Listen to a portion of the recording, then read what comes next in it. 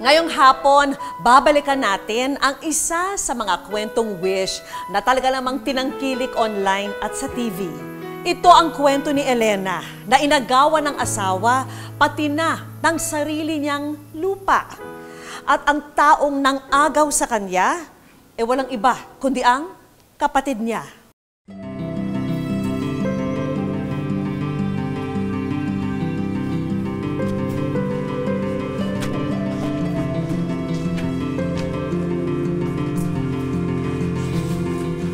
For coming po. Sige po, pasok na kayo. Sige po, oy.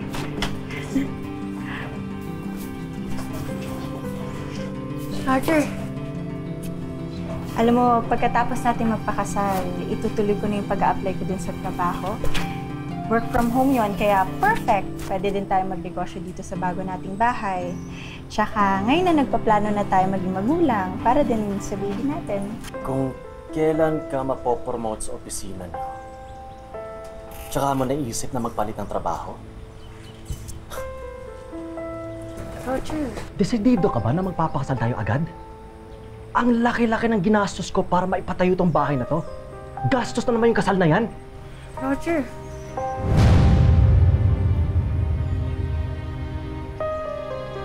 Roger, halika nga dito. May bahay na tayo, kasal na lang yung kulang. Tsaka huwag kang mag-alala. Naipon ako. Ako na bahala sa kasal natin. Oo, dapat lang. Gusto ko na sana magpahinga sa pagsampa sa barko. Gusto ko sana sulitin tong bahay na ipinatayo ko. Pinatayo mo sa lupa. Kung makapagsalita ka naman, parang wala akong ambag dito ah. Kung hindi ko pinatayo yung bahay na to sa lupa mo, baka tambakan pa rito ng mga basura na iwan ng tatay mong namatay. Ano ka ba? Bawasan mo yung init ng ulo mo.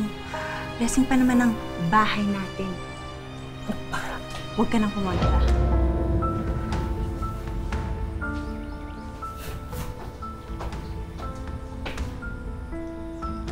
Nay. Nag-aaway na naman ba kayo? Hindi, Nay. Nag-uusap lang, papasensya na. Kurado ka. Kamusta po pala yung mga bisita natin? Okay naman sila. Ang ganda daw ng bahay niyo.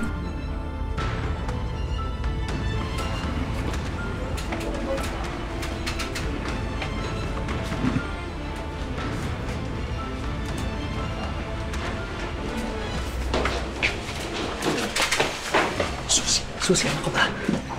Narinig ko yung usapan niya ni ate kanina. Itutuloy niyo yung kasal niyo? Susi, nandyan lang sila. Baka marinig din na tayo. Masyadong excited si ate tsaka si nanay sa bagong bahay. Hindi na tayo mapapansin. Bisita, hindi.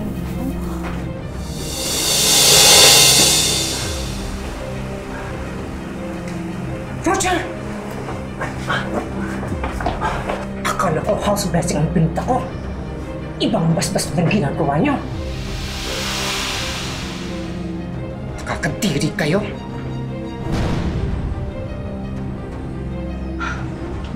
Sana lang, hindi kayo mahuli ni Elena at Linda. O sige. Na, si Roger daw wala pa sa simbahan. Pero na kanina pa po yung huling message niya eh. Ano? Nasaan na kaya siya? Hindi nga rin nila alam eh. Oo, hinahanap na nila ako. Nalas mo. Bago kayo sa akin. Ano ka pa sa akin? Saan ba lang nangyari? Kuya, sandali. Diyos ko!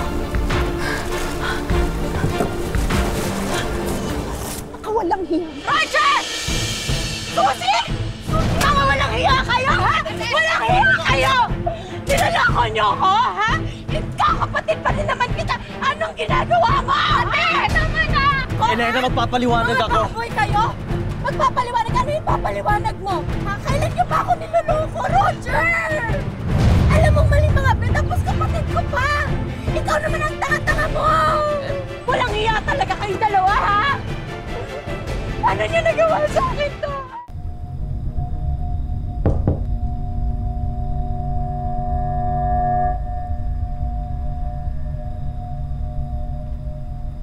Di ba pinaalis ko na kayo? Ano pong ginagawa niyo dito? Hindi kami aalis dito kasi ako nagpatayo ng bahay na to kaya may karapatan kami ni nanay tumira dito. Natural. Ikaw, Suzy. Ano, dito ka na rin makikitira? Ate, alam mo naman may relasyon na kami ni Roger, di ba? So kung mas... Bit ka na nga. Ikaw pa yung nagmamalak sa akin yun? Ate, bitawan mo ako. Ha? Tama na. Huwag mo akong matawag-tawag na ate. Ha? Tama na. Ako pa rin ang lalaki dito. Pera ko ang ginastos dito sa bahay kaya ako pa rin ang masusunod. Na pinatayo mo sa lupa ko. Huwag kang mag-alala. Babayaran kita sa lahat ng nagastos mo dito sa bahay ko. Ano ba? Ano ka ba? Sige na. Alam mo naman na gustong-gusto ko yan na kahit kailan hindi ako pinagbigyan ng ate mo. Ano ba?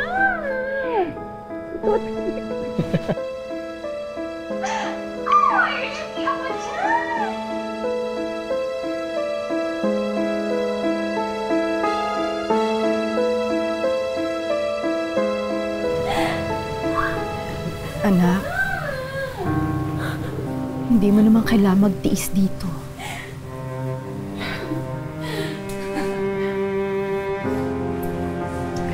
Na hindi nila ako napabahan. Sinira na nila yung buhay ko. Pero ayoko ibigay sa kanila yung tagumpay na tayo ang aalis dito. Kaya na hindi pagmatigasan ako sa kanila.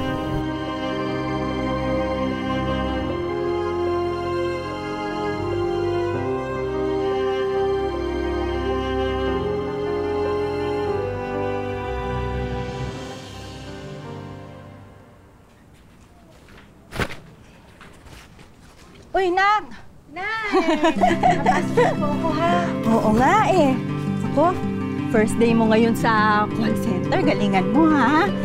At saka nga pala, ito, nilaban ko tong mga damit na binili ko sa ukay para magamit mo pampasok mo sa office. Nay, salamat po, ha? Alam niyo po, mabilis lang naman po yung promotion doon sa call center. Tsaka pwede din po ako mag-loan. Sana nga, Nay, makaipon ako agad para mabawi na natin yung bahay kay Roger. Promise ko yan, Nay. Kaya mo yan. Sigurado ko. Halika na, Nay. Baka maliit ako. Naiiyak ko. Halika na po. Excited lang ako para sa'yo. Sigurado ko. Naku, magugustuhan ka ng boss mo. Sipag mo kaya. Eh, ako sigurado yan. Basta huwag ka magpapalipas ng gutom dun sa trabaho mo, ha? Opo, Nay. Basta mag-ingat din kayo dito. Alam mo yun. Oo, huwag mo itindihan. Kayang-kaya ko yan. Promise? Oo! Ano bang mga dapit to? Kachipan!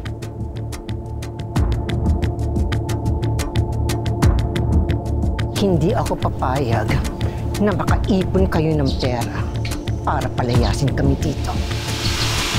Lahat gagawin ko para kayo ang sumuko. Oh, ayan na pala, Nay! Kuya! Day, Nay! Kuya, ingatan mo yan, ha? Day, Nay! Halika po! Hintayin kita, ha? Sabay tayo maggabihan mamaya! Good luck!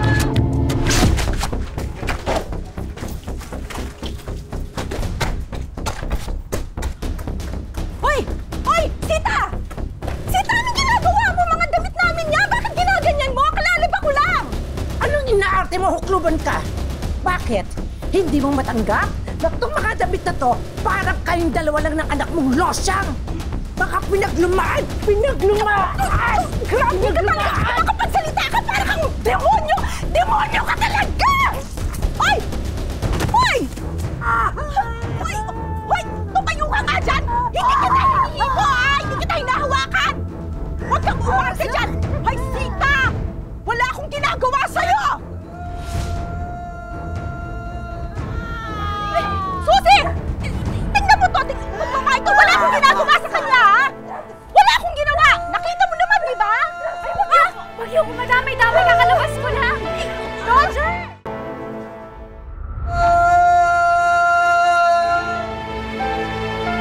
Kapag ang nanay ko hindi nakalakad ulit, hindi ko alam kung anong kaya kong gawin sa inyo! Suzy, di ba nakita mo naman yung nangyari, di ba? Wala naman, hindi ko sinaktan si Sita, hindi ko sinaktan. Hindi ko nga alam kung ba't siya natumba eh. Oo, nagalit ako pero hindi ko siya sinaktan. Di ba, Suzy, nakita mo? Sabihin mo naman sa kanya na. Anak, hindi ko sinaktan, wala akong kasalanan. Roger, yun naman pala eh. Huwag naman sana sa nanay ko lahat ng sisi. Alam mo, may ugali din yung nanay mo, di ba? Tsaka ikaw, Suzy. Pagtanggol mo naman yung nanay natin. Hoy, hindi ko babalik rin ang nanay ng asawa ko. Nakita mo, di ba? Nakulungin ako. Alam niyo, kayo na nga itong mga sampid. Kayo pa itong mahilig bang away. Wala ka talagang sinisino-sino, ah. Nanay mo yan, nanay natin yan. Ipagtanggol mo naman. Eh, totoo naman eh. Kung sana matagal na kayong umalis sa bahay namin, sana hindi umabot sa ganun. Napakasakit ng mga ginagawa ni na Suzy at Roger kay Elena. At si Suzy, tila nakalimutan na ang kanyang pamilya. Pero paano kung matuklasan ni Elena ang tunay niyang karapatan sa lupa?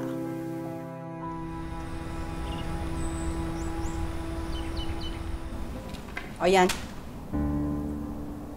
Ang bayad ng mga gamot mo.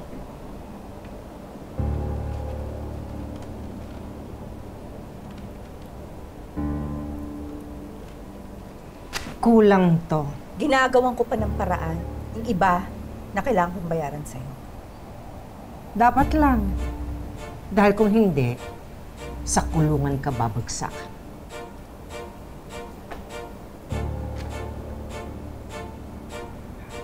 Nagugutom ako. Pagluto mo. Ano? Tatayo ka lang dyan? Nahihirapan nga akong kumilos, oh! Dahil sa ano na gusto mong kainin? Gusto ko ng sardinas. Para dito, oh. Nasaan na sardinas? Ayun! Sa istante. Ang taas yan! Ayan ako! Eto! May silya! Diyan ka tumuntong! Kailangan pahirapan talaga ako? Ha? Oh, sige! Saan nga dito? Ang dami, oh! Ayun nga, oh! Sa pinakadulo! Hindi ko abot yun! Abutin mo! Abutin? Ay! Aray! Aray!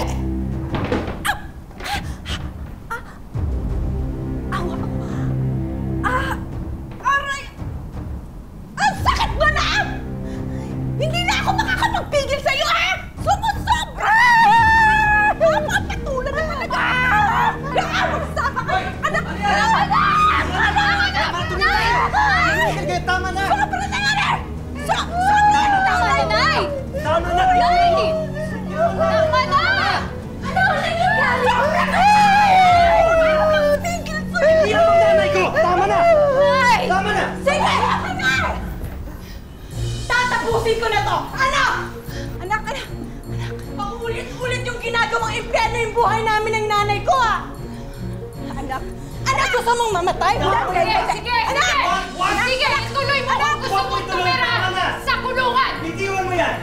Anak! Mabunos din natin. Hindi natin sila katulad. Hindi.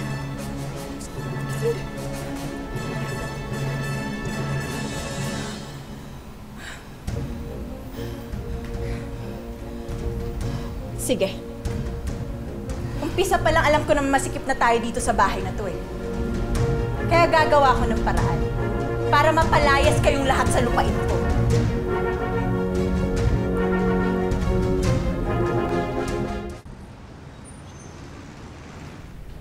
Dahil sa'yo naman ang lupa, Elena. At doon sa nakatayong bahay na yon, kung saan kayo nag-aagawan, ang maaari nating gawin ay mag-file ng ejectment case.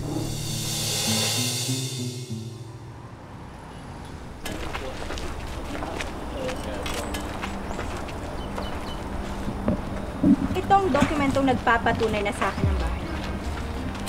Huwag kang mag-alala, Roger. Babayaran kita sa nagastos mo sa bahay ko. Kaya makakaalis na kayo sa bahay namin. At pati sa buhay namin. Layas! Ano ba ang ginagawa niyo? Layas! Hindi. Hindi ko tatanggapin ang pera mo, Elena. Wala akong pake sa sinabi ng korte. Kung hindi kami makikinabang sa bahay na to, kayo rin, Elena. Hindi nyo to matitirahan. Sige na, ipagin nyo na yung bahay. Bakit? Anong karapatan mo? Ako nagpatayo ng bahay na to, di ba? Teka. Di ba? Ipagin! Ibig sabihin, may karapatan din akong gibain to. Uy! Pero huwag kayong mag-alala mag-ina. Iiwan ko yung kulungan ng aso para sa inyong dalawa. Bastos Sige ka na, talaga! sa akin nyo na yan! Oy! Nay! Teka, sandali! Ang dami! Nay, wag na po, Nay! Okay na po! Sige lang po yan! Alaala ng tatay mo yan! Nay! Sa loob, ilabas nyo na. Sa akin yun yung bahay. Sige na. Nay! Bawa naman kayo! Mga alaala ng asawa ko yan! Marami kaming gamit na importante! Kuya, huwag na! Sige lang, kuya. Ano ba? Alaala ng tatay mo yan! Nay! Nay! Nay! Nay! Nay, okay ka lang? Ha? Nay! Nay!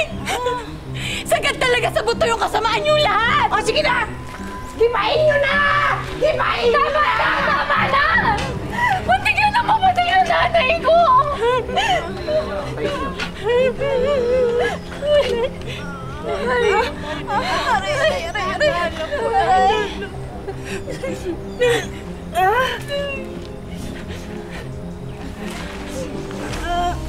Talaga, Susie? Ngayon ka pa talaga na konsensya? Pagkatapos mo kampihan yung mga demonyong yan? Sige! Ngayon mamili ka! Kami ni nanay o sila! Sige, Susi. Oh. Sige, mamili ka.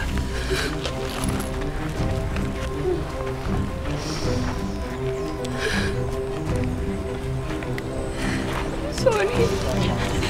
Susie, sorry. Sorry, mahal ko si Roger.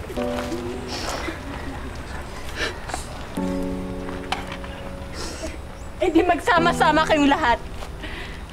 Tingnan ko gustuhin ko pang tumira sa bahay na yan? Eh malas na yan eh! Naging pugad na ng mga demonyong tulad nyo!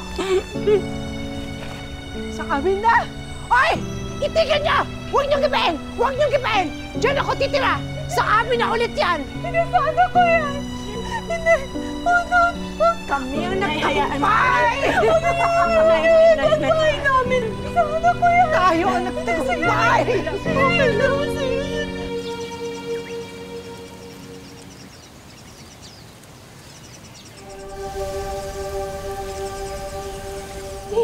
Thank you.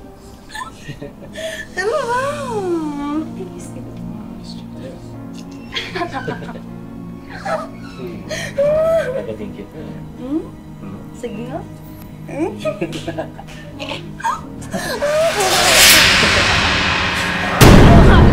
Bitiwan mo! Bitawan mo ako! Ano ba? Sino to? Susi! Sino to? Akala ko mamaya ka pa. Kabilin-bilinan ko, di ba?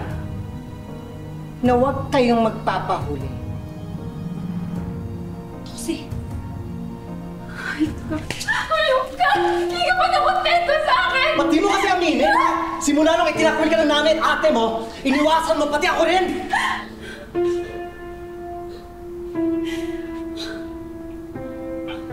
Pinag-iikip eh.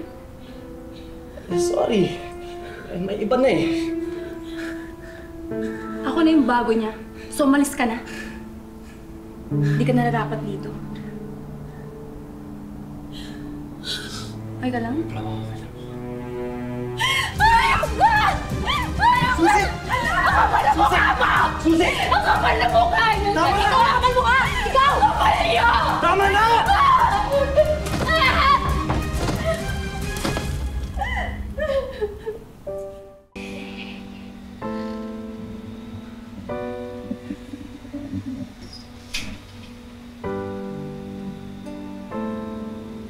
Luciana, halika.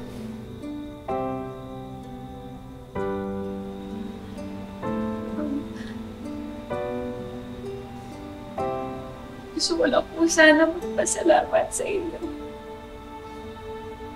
Dahil sa kabila ng nagawa ko, napatawad mo pa rin ako.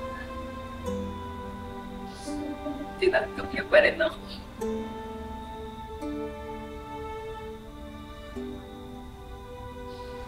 I'm so sorry po. Suzy, ano ka ba? Kaya nga tayo nandito, di ba? Para nagsimula muli.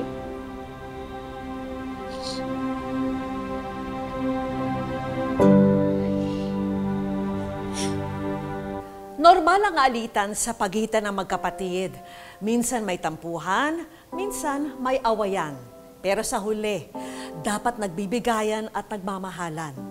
Isang paalala, ang kwento ni na Suzy at Elena na mali ang maghangad sa pag-aari ng iba at mali rin talikuran at saktan ang sarili nating pamilya. Tulad ng kwento natin ngayong araw, hindi naging dream house ang naipundar na bahay ni na Sherlyn at ng dating live-in partner. Nang magtapos daw ang kanilang relasyon dahil sa araw-araw na hindi pagkakaintindihan at pag-aaway, pinaalis daw siya nito kahit na may karapatan din siyang tumira roon. Ngayon, nagsisiksikan sina Sherlyn at 3 anak sa maliit na kwarto sa tahanan ng kanyang ama. Wala naman po akong choice, kaya po pinagtsatsagaan po namin na doon tumira. Kasi wala pa po akong sapat na pinagkakakitaan. Kaya ang pakiusap na lang sa dating kinakasama, ibalik ang nagastos niyang pera sa pagpapatayo ng kanilang bahay. Kung sakali po na mabawi ko po yung perang nagastos ko doon para po sa pag-aaral ng mga anak ko, para sa ano po nila, pag nagkakasakit po sila, meron po akong mapapaghugutan. Kapos na kapos daw si Sherlyn at nagkaroon lang ng konting pagkakataong kumita ng pera sa junk shop. Kasi mahirap po talaga. Sobra po. Nasa 200 plus, 300, ganun lang po. Depende po sa kung anong meron yung junk shop. Pinagkakasya po. Kailangan po pagkasyahin. Magkaroon po ng, kahit naman po simple lang, pero yung makakaraos po sa buhay, yung mapagtapos po yung mga anak ko, lahat. Yun lang po yung tangi ko po. Hindi yun lang po may bibigay ko para sa mga anak ko eh. Isang simpleng araw lang na trabaho ito para kay Sherlyn. Pero ang hindi niya alam, may magandang balita na palang naghihintay para sa kanya. Habang nagbabalat si Sherlyn ng mga kalakal, parang may napansin siyang kakaiba sa mga botelya ng plastik. Ano kaya ang nakasulat? Pakabasa nga. Ikaw ay nasa wish ko lang. Ay, thank you. Thank you po. Thank you po. Unahin na natin ang mga negosyo package. Isang complete pizza business na pwede na agad simulan ni Sherlyn. Idagdag pa natin ang isang coffee business na kumpleto rin sa mga gamit. Siyempre, hindi ba kukumpleto ang online business kung walang cellphone? Sagot na namin ang bagong cellphone ni Sherlyn. May kasama na rin itong 1 month free load voucher. Masaya lang po. Para naman sa mga anak ni Sherlyn, may handog na educational assistance. Thank you po. Thank you po ng marami. At syempre, hindi mawawala ang aming Wish Ko Lang Savings. Maraming salamat po, Miss Vicky, sa lahat ng binigay niyo po sa akin. Malaking tulong po ito para po sa mga anak ko. Thank you po. Bukod sa mga regalo, inilapit din namin si Sherlyn sa isang legal counsel para magabayan siya sa kanyang problema sa dating kinakasama. Yung kanila pong mga property acquired during yung cohabitation nila or live-in ay considered as co-ownership. Kumbaga, meron po silang equal sharing po dito. Sa una pong hakbang, maganda po siguro na mag-usap po muna sila bilang dating magkasintahan. Kung hindi po nagkaayusan, meron po siyang legal na remedy. Ito po yung magsasampa po siya ng complaint for judicial partition po. Kaya tutulungan po natin siya para po makuha yung kanyang nararapat na share po doon sa property. Mga kapuso, lagi po nating tatandaan, hanggang hindi tayo napapagod, humiling at maniwala. Hindi tayo mapapagod, lumaban sa buhay. Para po sa iba pang mga kwentong itinampok ng Wish Ko Lang, i-follow lang ang Facebook page ng Wish Ko Lang at GMA Public Affairs. Mag-subscribe na rin sa GMA Public Affairs YouTube channel. At sa mga gustong matupad ang kanilang mga hiling, ipadala lamang po ang inyong wish at kwento sa amin. Ako po si Vicky Morales at ito po ang Wish Ko Lang. Wish ko lang.